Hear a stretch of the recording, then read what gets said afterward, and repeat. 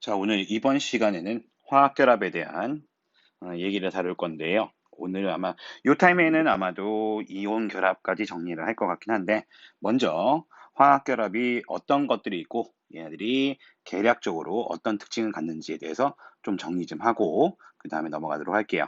자, 먼저 무슨 얘기부터 할 거냐? 자, 화학결합이라는 것은 뭐냐? 화학결합이라는 것은 자, 물질들이 서로 간에 어떻게 해요? 결합을 하고 있어야 돼요. 왜? 홀로 있으면 원자 홀로 있으면 불안정하기 때문에 그렇습니다. 그래서 얘네들이 결합을 하게 되는데 그 결합하는 방법은 크게 몇 가지가 있다. 세 가지가 있어요. 첫 번째 뭐가 있고 이온 결합. 두 번째 잘 안 보이네요. 잘 안 보이니까 조금 진한 걸로 바꾸겠습니다. 이온 결합이 있고 그다음에 또 뭐다? 공유 결합, 그다음에 금속 결합. 이렇게 세 가지 결합이 있어요. 자, 이 세 가지 결합은 각각 어떻게 되는 거냐라고 했을 때 먼저 누구부터? 이온 결합부터 정리를 해보자 이거죠. 자, 이온 결합이라는 건 어떻게 되느냐라고 했을 때, 자, 우리가 알고 있는 게 뭐냐면은 원소를 크게 두 종류로 나누죠. 자, 주기율표상에서 이게 주기율표를 보게 되면은 뭐 주기율표 계략적으로 그냥 네모나게 그립시다. 요 끝에 있는 것들을 우리가 뭐라면 18족 원소라고 하죠. 18족 원소, 즉 비활성 기체, 18족 원소 비활성 기체가 되는데 얘네들은 굉장히 안정적인 전자 배치를 가지고 있는 애들이에요. 하지만 요 나머지 것들은 요 외에 요 나머지 부분의 것들은 어떻습니까? 얘들은 불안정하죠. 불안정하다 보니까 어떻게 얘들은 누구처럼 바로 18족 원소와 같은 안정적인 전자 배치를 가지려고 하는 그런 성향을 갖게 돼. 이게 바로 무엇이냐? 이게 바로 뭐냐면은 바로 그게 옥텟 규칙이죠, 여기서는. 그죠? 이 옥텟 규칙을 만족하고자 해요. 자, 이 옥텟 규칙을 만족하고자 하는데 자, 그렇기 때문에 얘들이 이 그 성향에 의해서 크게 우리가 어떻게 되느냐? 원소가 두 가지로 분류가 되죠. 어떻게 되냐면은 우리가 대충 분류를 하게 되면 뭐 이런 식으로 이런 식으로 분류가 돼요. 그래서 이쪽은 뭐가 되고 비금속 원소고 이쪽 왼쪽 아래에 있는 원소들을 우리가 금속 원소다라고 해서 2단에서 정리했을 겁니다. 그죠? 그러면은 요 금속 원소와 비금속 원소가 각각 어떠냐 했을 때 이 금속 원소들은 얘들은 전자의 개수, 원자가 전자수가 적죠. 가장 바깥쪽에 갖고 있는 전자수가 적기 때문에 그냥 잃어버리려는 즉 전자를 읽기 쉬운 성질을 갖게 됩니다. 읽기 쉽다. 이런 성질을 갖지만 비금속 같은 경우에는 어떠냐? 비금속 같은 경우에는 원자과 전자수가 많은 편이죠. 많은 편이다 보니까 얘들은 조금만 한두 개만 더 가져오게 되면 어떻게 됩니까? 그러면은 옥텟 규칙을 만족할 수가 있단 말이야. 그래서 얘들은 전자를 어떻게 얻으려는 성향이 강하죠. 그래서 전자를 얻기가 쉽다. 이런 성질을 갖게 돼요. 자, 그러다 보니까 이게 원소를 전자를 잃기 쉬운 원소냐, 얻기 쉬운 원소냐, 이렇게 두 가지로 나누다 보니까 총 화학 결합의 종류가 몇 가지가 나오는 거야? 이온 결합, 공유 결합, 금속 결합해서 세 가지가 보여지게 되는 겁니다. 자, 그러면은 그 중에서 먼저 누구부터 볼 거냐? 이온 결합이요. 자, 이온 결합 같은 경우엔 굉장히 어떻게 된 거냐면 얘는 친절한 결합이에요. 왜 친절한 결합이냐? 자, 금속 자체가 전자를 잃으려는 성향이 강하고, 그 다음에 비금속 자체가 전자를 얻으려는 성향이 매우 강해요. 자, 그러다 보니까 어떻게요? 금속이, 야, 나 전자 필요 없으니까 네가 가져가렴. 라고 금속이 비금속한 전자를 줘버릴 수가 있어요. 그러면 비금속 입장에선 이 전자를 얻으려고 했으니까 굉장히 땡큐를 외치겠죠. 자, 그러면서 어떤 일이 벌어지게 되느냐? 자, 아이고, 중성이었던 금속 원자가 전자를 잃음으로 해서 뭐가 되고, 바로 양이온이 되고요. 그 다음에 비금속 원소는 중성 원자인데 전자를 지금 받았죠. 전자를 받았으니까 마이너스 전하를 띠는 음이온이 되게 돼요. 그렇게 되면은 양이온은 뭘 띠고 얘는 플러스를 띠고 음이온은 뭘 띠게 돼? 마이너스를 띠다 보니까 둘 사이에 무슨 힘? 바로 정기적 인력이 발생하면서 둘 사이에 결합을 할 수가 있다는 거죠. 자, 이런 식으로 결합을 하게 되는 게 바로 뭐다? 이온 결합이에요. 이해가 되시죠? 이게 바로 이온 결합이 되는 거고, 반면에 비금속 원소하고 비금속 원소의 결합인 바로 그 공유 결합 같은 경우에는 공유 결합은 어떻게 되는 거냐라고 본다면은 요것도 한번 봅시다. 자, 공유 결합은 자, 얘가 비금속 원소고 얘도 비금속 원소야. 자, 두 개의 비금속 원소가 있는데 서로 전자를 둘 다 얻으려고 하죠. 자, 둘 다 전자를 얻으려고 하면 얘들이 어떻게 하게 되냐라고 했을 때 둘이서 누가 더 센지 싸워가지고 전자를 일방적으로 뺏어가지는 못하게 돼요. 그렇게 그런 일은 벌어지지 않습니다. 자, 그런 일은 벌어지지 않고 얘들이 어떻게 서로 간에 사이좋게 야, 나도 필요한 만큼 내놓을 테니까 너도 필요한 만큼 내놓으렴 해서 우리 전자를 뭐 하자? 공유하자는 겁니다. 내가 한 개 필요하니까 한 개 내놓을게. 너도 한 개 필요하지? 그럼 너도 하나 내놔. 라고 해서 공유를 하게 되면은 어떻게 됩니까? 서로 같이 전자를 얻는 효과를 보겠죠. 자, 그런 식으로 되는 게 바로 뭐다? 비금속 원소와 비금속 원소가 결합하는 공유 결합이다. 이렇게 보시면 되겠습니다. 그래서 이렇게 되는 거고요. 그 다음에 마지막으로 볼 수 있는 게 이제 금속 결합인데, 금속 결합 같은 경우에는 누구하고 금속 원소하고 금속 원소의 결합이네. 자, 그럼 금속 원소와 금속 원소 결합은 어떤 식인 거냐라고 계략적으로 여기서 좀 미리 설명 좀 하고 갈게요. 자, 금속 원소는 뭐냐면은 전자를 잃기 쉽다라 했는데, 즉 중성인 원자일 때 어떤 식으로 존재하는 거냐라고 했을 때 얘들이 옥텟을 만족하는 상태까지의 전자 배치, 그걸 우리가 뭐라고 보면 돼? 양이온이라고 보면 되겠고, 이 양이온인 상태에서 남는 전자가 바깥쪽에 이렇게 존재하는 게 뭐라고 생각하면 되겠습니까? 이게 바로 금속 중성 원자예요. 금속 원자. 그런데 이렇게 하나가 되겠고, 옆에 있는 금속도 마찬가지죠. 옆에 있는 금속도 마찬가지. 얘도 옥텟을 만족하는 양이온까지 이렇게 갖고 있는 상태에서 남는 전자, 언제든 넌 가도 돼 라고 하는 전자가 이렇게 바깥쪽 궤도로 돌고 있는 이런 상태가 돼요. 그러면서 이 전자가 어떻게 되냐면은 얘는 꼭 이렇게 딱 가운데 와 있으니까 뭔가 있을 것 같은 느낌이 드는데, 중요한 건 이 전자는 어떻게 어느 한쪽에 속한다고 보기가 어려워요. 자, 그게 무슨 얘기냐? 자, 왼쪽에 있는 요거를 요거 왼쪽에 있는 금속 원소도 여기까지 지금 양이온까지만 옥텟을 만족하는 거니까 이 전자에 별 관심이 없다는 거죠. 마찬가지 오른쪽에 있는 금속 원자도 여기까지만 난 옥텟 만족하면 되니까 이 전자는 어떻게든 상관이 없어. 라고 생각이 돼버려요. 그런데 그러면 이 전자는 그러면 어떻게 하냐? 탈출을 해버리냐? 탈출하지 못하는 거죠. 충분한 에너지가 없다 보니까. 그래서 어떻게 그냥 요 사이를 어떻게 자유롭게 이렇게 막 이동할 수가 있는 거예요. 자, 두 개만 그렸으니까 지금 내가 두 군데서 왔다 갔다 한 건데 연속해서 옆쪽에 이렇게 다 있는 거고 오른쪽도 있겠고 왼쪽도 존재하겠죠. 자, 이렇게 존재한다고 봤을 때 그러면 얘가 이 사이를 어디든지 막 이렇게 왔다 갔다 여기로 갔다가 다시 거꾸로 일로 왔다가 이렇게 될 수가 있는 거예요. 이렇게 자유롭게 움직일 수 있는 전자가 만들어지게 되는데 이게 바로 뭐다? 이게 바로 자유전자예요. 자, 그래서 자유전자가 이렇게 존재하게 돼. 그러면 이 자유전자는 마이너스를 띠고 있지. 그 다음에 내가 여기까지 양이온이라고 했지. 요 양이온은 플러스를 띠고 있죠. 그러다 보니까 전기적 인력이 발생하네. 얘네들 사이에 이렇게 전기적 인력에 의해서 결합하고 있는 거. 이게 금속 결합입니다. 알겠죠? 그래서 금속 결합은 이런 식으로 이루어지는 거구나. 그래서 금속들은 자유롭게 움직이는 자유전자가 왜 이렇게 생길 수가 있는 거니? 라는 것까지 이해하시면 좋을 것 같습니다. 자, 이렇게 다 한 번씩 이해를 했어요. 자, 그랬으면 여기서 이제 무슨 얘기를 할 거냐면 굉장히 중요한 얘기를 하나 할 건데, 바로 뭐냐면은, 이온 결합 같은 경우 먼저 째려봅시다. 자, 이온 결합을 째려보게 되면은, 자, 이온 결합 같은 경우에는, 자, 얘가 어떻게 된다고? 금속이 양이온이 돼요. 그 다음에 비금속이 음이온이 돼요. 그러면 얘네들이 각각 양이온과 음이온이 되면 얘네들은 어떻게 해요? 각각 이온으로서 옥텟을 만족할 수 있게 되죠. 각각 옥텟을 만족할 수 있게 되니까 꼭 요 양이온과 요 음이온이 서로 우리는 꼭 같이 한 쌍으로 존재해야 돼. 우리는 너하고 나하고 세트로 같이 움직여야 돼. 우리는 한 덩어리의 입자야. 이런 식으로 움직일 이유가 있을까 없을까? 당연히 없겠죠.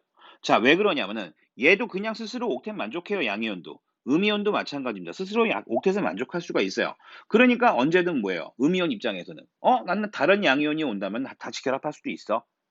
라는 게 되는 거고 양이온 입장에서도 나도 다른 음이온이 왔을 때 서로 전화만 맞으면은 다시 결합할 수 있어. 라는 게 돼 버려요. 그래서 얘네들은 어떻게 굳이 우리가 한 세트일 필요가 있다 없다? 없어요. 그런 한 세트의 입자를 우리가 뭐라고 하냐? 바로 분자라고 하거든. 그 분자를 형성하지 않습니다.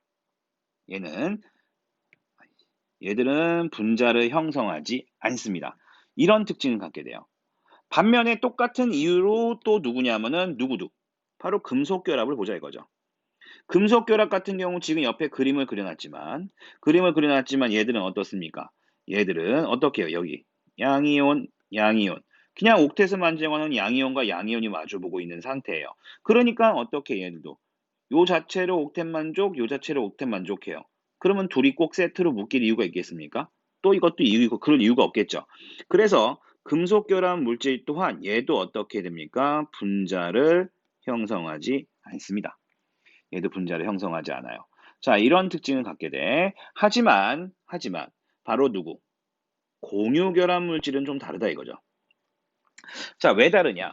공유 결합 물질은 얘도 전자가 부족하고 얘도 옥텟을 만족하기에 전자가 부족해요. 그래서 각각 부족한 것만큼 공유로 내놨거든요. 그러니까 공유로 내놨으니까 어떻게 될까? 그 공유한 거를 끊는 순간 얘들은 또 옥텟이 만족이 안 되죠. 그러니까 그렇게 공유하고 있는 상태, 즉 하나의 입자와 하나의 입자가 전자를 공유하고 있음으로 해서 요 공유 전자가 있어야지만 얘들은 어떻게 해요? 하나의 옥텟이 만족이 되기 때문에 요 두 입자가 서로 모일 수밖에 없어. 세트로 움직일 수밖에 없다는 얘기예요. 자, 그러기 때문에 이 공유 결합 물질은 분자를 형성할 수 있습니다. 그래서 분자를 형성해요. 그래서 분자를 형성하는 건 공유결합 물질만 가능합니다. 알겠죠? 분자를 형성할 수 있는 건 공유결합 물질만 가능한데 모든 공유결합 물질이 분자를 형성하는 건 또 아니에요.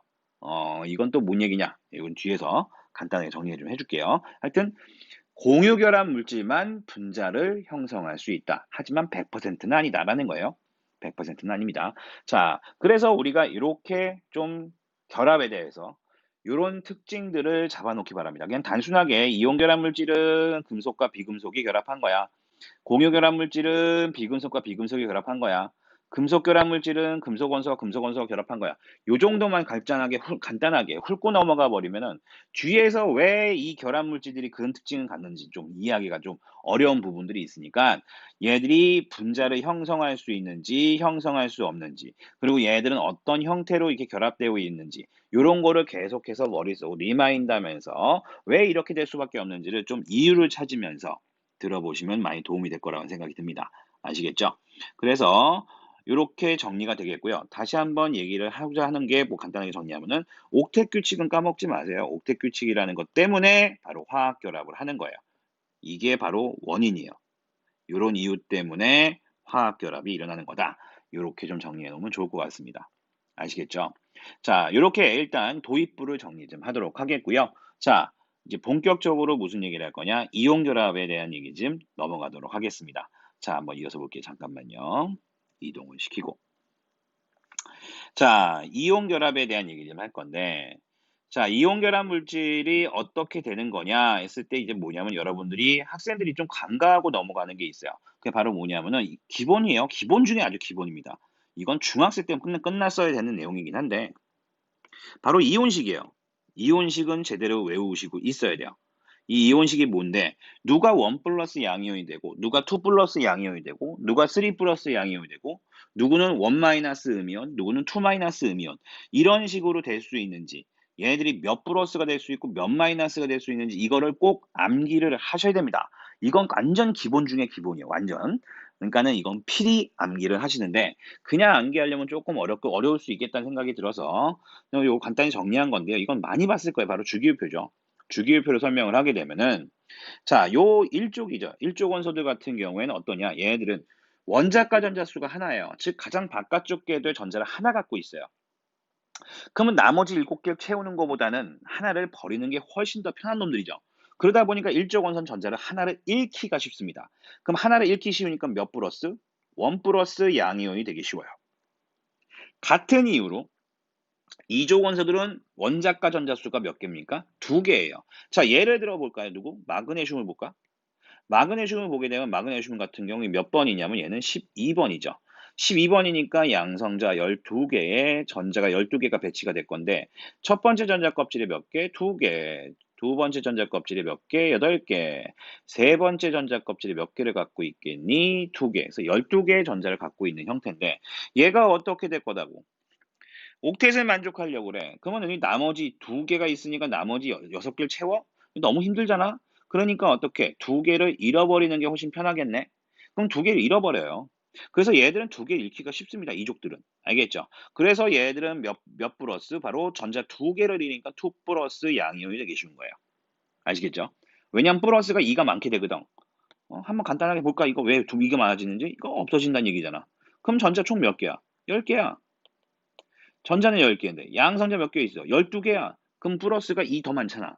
그러니까 플러스 2라는 거. 알겠죠? 이렇게 보시면 됩니다. 자, 마찬가지로 여기 뒤에 있는 음이온들도 마찬가지입니다. 자, 간단하게 플로린, 17쪽에 있는 플로린을 한번 생각해 볼까? 자, 요거 지우고 잠깐 보도록 할게요.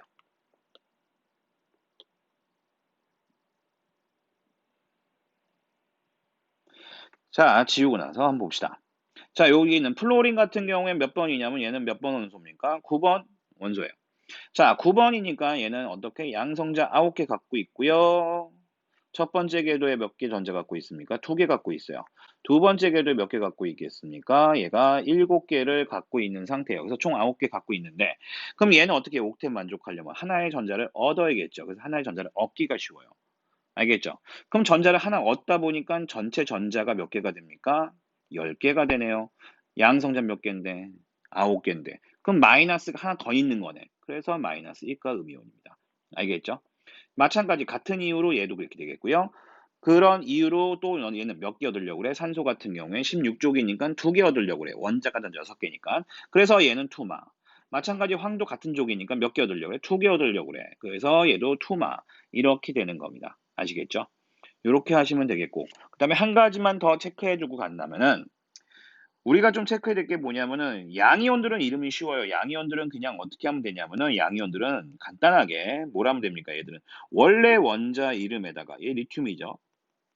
이온이 됐네? 그럼 이온자 붙이면 끝이에요. 그래서 리튬 이온이에요. 그럼 밑에 있는 나트륨은요? 얘 나트륨 이온이에요, 그냥. 그래서 양이온들은 원래 이름에다가 이온자만 붙이면 됩니다. 그런데 음이온들은 어떠냐? 음이온들은 어떤 특징가 있냐? 음이온들은 얘를 먼저 봅시다. 얘들은 무슨 화이온이에요. 무슨 화이온. 원래 이름에다가 화자 붙이면 되고 그 다음에 이온자 붙이면 된다는 얘기예요. 그러면 황 같은 경우에는 뭐예요? 황인데 음이온이니까 황화이온. 이렇게 하면 되겠죠. 그럼 옆에 있는 이 염소 같은 경우에도 그러면 염소화 이온이냐? 아니죠. 소자가 붙었을 경우에 특이한 경우로 소자가 붙어 소자 띱니다. 그래서 얘들은 염소화 이온이 아니라 염화 이온이에요. 이렇게 정의가 되는 겁니다. 그래서 이름 같은 거 붙이는 것도 좀 같이 좀 알고 가면은 좋을 것 같고요. 자, 그 다음에 여러분들이 좀 보면서 참고 삼아 꼭 알았으면 해서 정리한 게 이제 뭐냐면은 고등과정에서 잘 나오는 형태의 이온들이에요.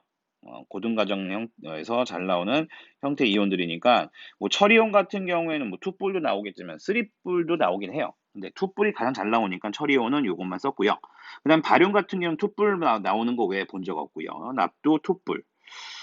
그다음에 아연은 투뿔, 구리도 투뿔이 잘 나옵니다. 투뿔이 훨씬 많이 나오게 되고요. 그다음에 이건 암모늄 이온인데 이거는 뭐냐면은 요거는 이제 원자단 이온이에요. 원자가 여러 개가 같이 결합돼서 한 덩어리의 이온이 되어 있는 거. 이런 걸 원자단 이온이라고 그래요. 원자단 이온. 원자단 이온 중에 양이온의 대표적인 예라서 그냥 하나 적어놓은 겁니다. 여기서 뭐 이온 결합 물질로 설명하기는 조금 애매해서 이거는 빼고요.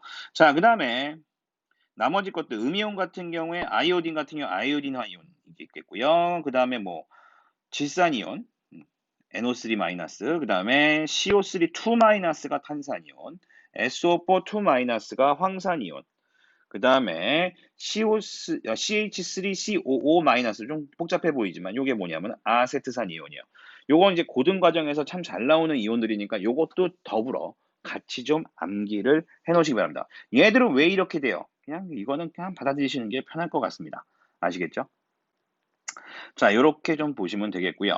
자, 이어서 자, 그러면 이렇게 양이온과 음이온이 존재하는데 얘들은 이온 결합이 어떤 식으로 형성이 되느냐라고 했을 때 아까 얘기했죠. 바로 누구하고 누구하고 금속 원소하고 비금속 원소가 존재하는데 얘네들이 결합할 때 이온 결합하는데 얘가 얘한테 금속이 비금속한테 뭘 준다? 바로 전자를 준다. 그러므로 해서 얘는 양이온이 될 것이고 얘는 음이온이 되면서 정기적 인력에 의해 결합한다라고 했어요. 그 과정은 그대로 표현한 겁니다. 그냥 이거는 그냥 원자로 표현만 한 것뿐입니다. 여러분 좀 이해를 돕기 위해서 뭐 CL은 여기 있는 CL 이게 참고 삼아 얘기하면 CL 같은 경우에 CL로 존재할 수가 없어요. 원자로 존재 못합니다.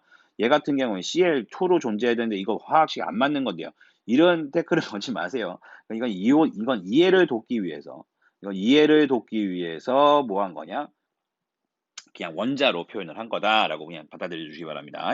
자, 그렇다고 한다면은 얘가 어떻게 해요? 나트륨하고 누구하고 염소 원자하고 결합을 할 때는 어떻게 결합이 될 거냐라고 했을 때 얘는 전자를 어떻게 해요? 한 개 잃기 쉽죠. 그 한 개 잃기 쉬운 전자 한 개를 전자 이렇게 한 개를 줘요. 그러면 얘는 어떻게? 1가 플러스 양이온 되고 얘는 1가 음이온이 되면서 얘네 둘이서 서로 어떻게 합니까? 결합을 하겠죠. 전기력 인력에 의해서. 그래서 염화나트륨 형성이 돼요. 그러면은 얘네들 같은 경우 얘가 형성할 수 있는 게 플러스 1가 양이온이고 얘가 형성할 수 있는 게 마이너스 1가 음이온이에요. 서로 주고받은 전자수 무조건 같아야 됩니다. 그래서 이 화합물은 어떤 상태인데 정기적 중성이 돼야 돼요. 어떤 화합물이든 간에 정기적 중성을 이뤄야 됩니다. 그렇기 때문에 주고받은 전자수 같아야 돼요. 그래서 얘가 하나를 잃고 얘가 하나를 얻었으니까 딱 맞는 거예요. 그래서 1대1로 결합하는 겁니다.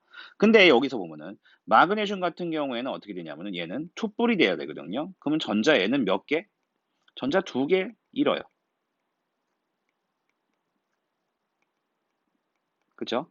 2개를 잃으니까 얘는 어떻게 됩니까? 얘는 산소는 전자를 2개 얻죠. 그러면 딱 맞네. 얘 하나 원자 하나당 2개 있고 얘 원자 하나당 2개 얻으니까 딱 맞네. 그래서 1대1로 결합하는 거예요. 이것도. 이래서 1대1로 결합하는 거기 때문에 1대1로 결합하는 산화마그네슘이 된다는 얘기입니다. 아시겠죠? 자, 이어서 밑에 거 보면은 자, 마그네슘 같은 경우에 아까 위에서 했지만 얘들은 전자를 어떻게 2개를 잃으려는 성질이 강해요. 그죠? 근데 염소 같은 경우는 전자를 몇 개? 한 개 얻으려고 그래요. 근데 주고받은 전자수 어떻게 된다고? 같아야 한다고. 그러니까 얘한테 염소한테 앞에다 2라고 곱해준 거예요. 그래야지 2개를 얻는 효과가 될 거 아니야. 원자 하나당 한 개씩 얻으니까. 그쵸? 자, 그래서 딱 이렇게 맞춰주면 되겠죠. 그렇기 때문에 어떻게 될 것이다. 아, 그러면 얘 하나당 얘가 몇 개? 2개가 결합하는구나. 그래서 MgCl2예요. 알겠죠? 요렇게 형성이 됩니다. 자, 그럼 마찬가지예요. 여기 나트륨도 마찬가지. 나트륨 같은 경우에는 전자를 몇 개? 한 개 잃으려고 해요. 근데 산소는 어떻게 됩니까? 2개를 얻으려고 하죠. 그러면 얘가 어떻게? 원자 하나당 한 개밖에 못 주니까 얘가 총 2개가 있으면 되겠네. 그래서 얘들 몇 대 몇으로? 2대 1로 결합하면 되겠네. 그래서 Na2O가 돼요. 굉장히 쉽습니다. 이렇게 정리하시면 돼요. 마찬가지예요. 알루미늄 같은 경우에는 3 플러스가 되기 쉬워요. 그럼 3 플러스가 되니까 전자 몇 개? 얘는 3개 잃으려고요. 하지만 산소는 어떻게 해요? 얘는 2개를 얻으려는 성향이 강하죠. 그래서 얘는 2개를 얻으려고 해요. 근데 주고받은 전자수 같아야 된다 그랬죠. 그러려면 어떻게 됩니까? 어떻게 하겠냐? 요거 최소 공배수 생각해 주면. 그쵸? 최소 공배수 하면 6이죠, 6. 최소 공배수 6이니까 여기다 얼마 곱해줘? 2 곱해줘? 여기다 얼마 곱해줘? 3 곱해줘? 그러면 딱 맞죠? 그래서 Al2O3 이렇게 정리가 되는 겁니다. 그래서 여러분들이 이걸 간과하고 가기 쉬운 내용이 하나가 있는데 이게 바로 뭐냐면은 이겁니다. 화합물은 무조건 정기적 중성이라는 거예요. 이거 절대 까먹지 마세요. 이거 왜 그러냐면 4단원에서 여러분이 아마 산화하는 것 같고 양이온의 양적 이거 반응하는 양적 관계나 이런 거 따지게 되거든요. 그거 따질 때 이거를 전혀 생각 못해서 틀리는 경우가 많아요. 이것만 생각해도 거의 거기서 고난도 문제라고 할 수 있는 거에 절반을 알고 가는 거거든요. 그러니까 이게 굉장히 중요한 의미니까 꼭 알고 가시기 바랍니다. 그래서 모든 화합물은 정기적으로 무슨 상태다? 중성인 상태를 이루게 된다. 얘들이 결합을 하면서 이렇게 형성한다는 얘기예요. 아시겠습니까? 자, 이렇게 정리해 놓으면 좋을 것 같습니다. 자, 그래서 이온 결합이 어떤 식으로 형성이 되는지, 얘들이 각각 몇 대 몇으로 결합을 하는지 이렇게 보시면 되겠고요. 자, 이어서 이온 결합이 형성이 되는데 요 이온 결합이 형성될 때 그냥 단순하게 되는 게 아니라 에너지도 관계가 있다는 얘기예요. 에너지에 어떤 관계가 있다는 건데, 자, 요거를 한번 보도록 합시다. 자, 이온 결합이 형성될 때 에너지는 또 어떤 관계가 성립이 되느냐? 자, 이 얘기를 하기 위해서 잠깐 요것 하나쯤 그려보고 시작할게요. 자, 이게 무슨 얘기냐면은, 자, 이온 결합이 형성된다는 건 무슨 얘기냐? 이온 결합이 형성된다는 건 무슨 얘기냐면은, 양이온이 있어요. 아, 이거 조금 더 크게 그려야겠네. 잠시만요.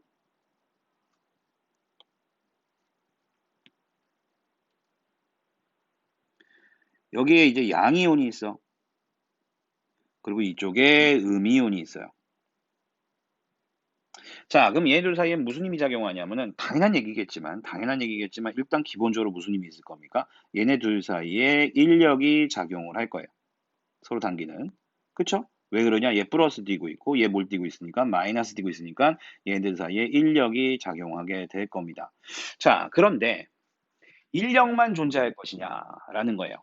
인력만 존재하게 되느냐? 그렇진 않아요. 이걸 겉으로 봤을 때 전체 전하가 플러스 마이너스니까 인력이야. 그런데 중요한 건 뭐냐면은 우리가 좀 안쪽으로 가보게 되면 바로 뭐냐면은 뭐가 존재하냐? 원자 핵이 존재하죠. 그러면은 양이온도 원자 핵은 플러스예요. 음이온도 원자 핵은 플러스예요. 그러다 보니까 그 원자 핵과 원자 핵 사이에 반발력이 존재할 수 있습니다. 아시겠죠? 그래서 얘네들 사이에 인력만 존재하는 게 아니라 작지만 좀 멀리 있으니까 작겠지. 이때 뭐가 존재한다? 반발력도 존재해요. 그래서 두 이온 간 인력도 존재하고 모두 존재한다? 반발력도 존재한다. 아시겠죠? 그런데 지금 상당히 거리가 멀리 있어. 거리가 좀 멀리 있으면 이때 이 크기를 비교해봐. 즉 인력의 크기, 이때의 이온사에 작용하는 인력의 크기하고 반발력의 크기를 서로 비교했을 때 어떻게 뭐가 더 크게 작용하냐? 인력이 더 크게 작용해요. 그러니까 어떻게 될 겁니까? 얘네들은 서로 가까워질 거예요. 이렇게 안쪽으로 이동하면서 가까워질 겁니다. 아시겠죠? 자, 그러면은 가까워졌다고 생각을 해봅시다. 가까워졌어요. 가까워져 적당한 거리가 됐다고 합시다. 여기 양이온이 적당한 거리로 왔고 음이온도 여기 적당한 거리에 왔어. 둘 사이에 이제 적당한 거리가 형성됐다고 합시다. 자, 그러면은 아까보다는 지금 어떻게 됐습니까? 가까워졌으니까 인력의 크기도 더 증가할 것이고, 그렇죠? 그 다음에 또 뭐냐면은 얘네들 사이에 또 반발력도 아까 있다 그랬지. 반발력도 작용하는데 반발력도 더 커졌을 거예요. 왜? 거리가 가까워질수록 반발력도 커져요. 인력도 커지지만.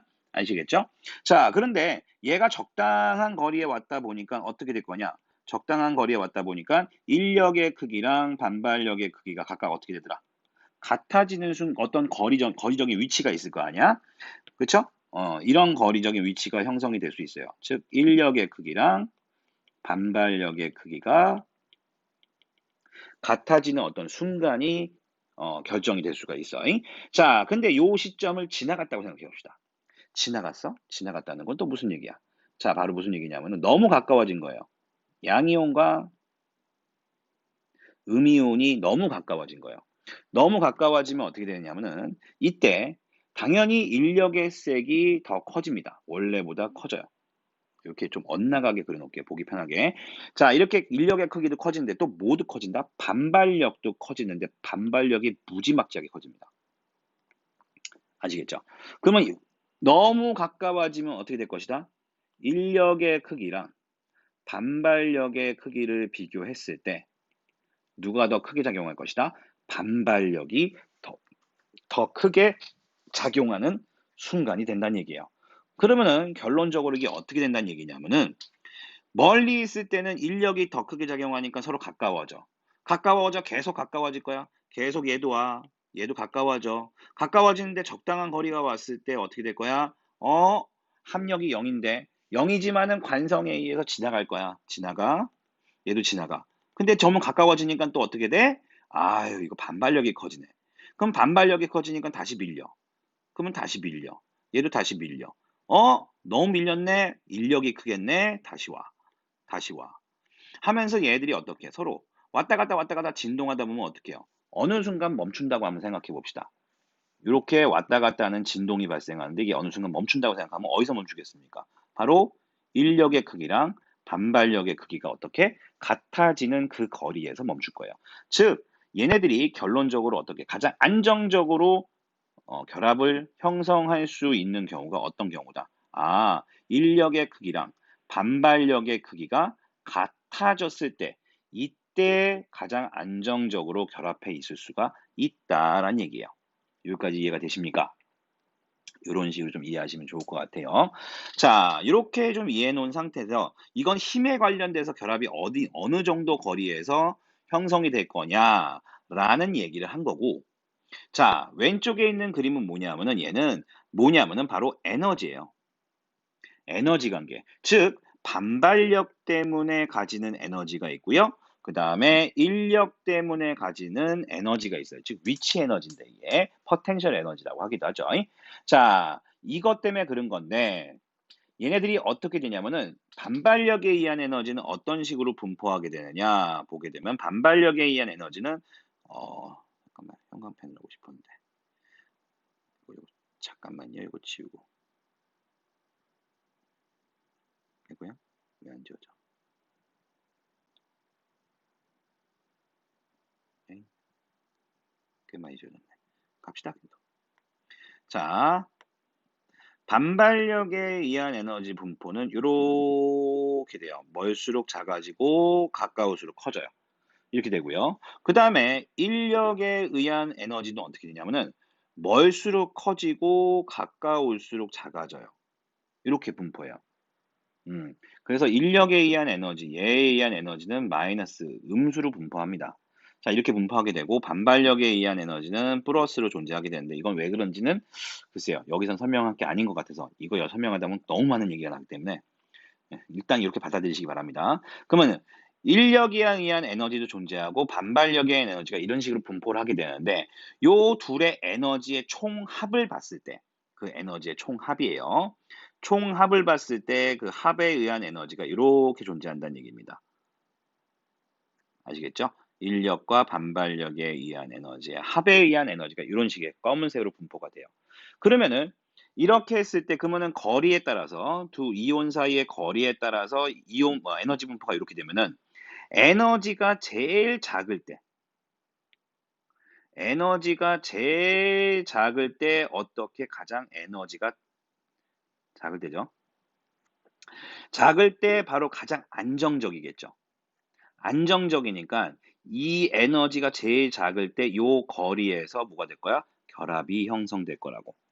에너지적인 측면에서 봤을 땐. 알겠죠? 즉 반발력에 의한 에너지도 있고 인력에 의한 에너지가 있는데 이 둘을 내가 다 합쳐보고다.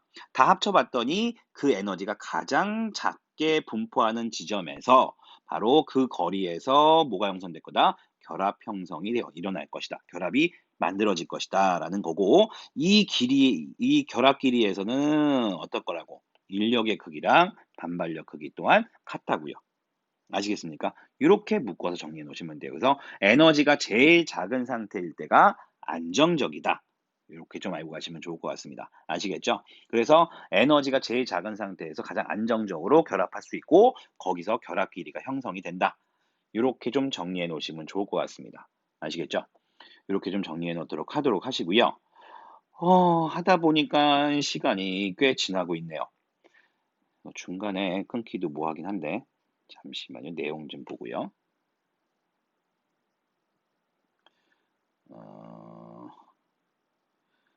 어쩔 수가 없네요. 자, 일단은 여기까지 내용 좀 끊고요. 내용이 좀 많네요. 하다 보니까 좀 오버가 됐어요, 시간이. 너무 많은 시간인 것 같아서 일단 여기서 끊고 요 다음 타임에 이어서 나머지 이온 결합력의 세기하고 이온 결합 물질에 가지는 특징 요거까지 정리하도록 할게요. 예. 자, 일단은 여기까지 정리하도록 하겠습니다. 수고했습니다.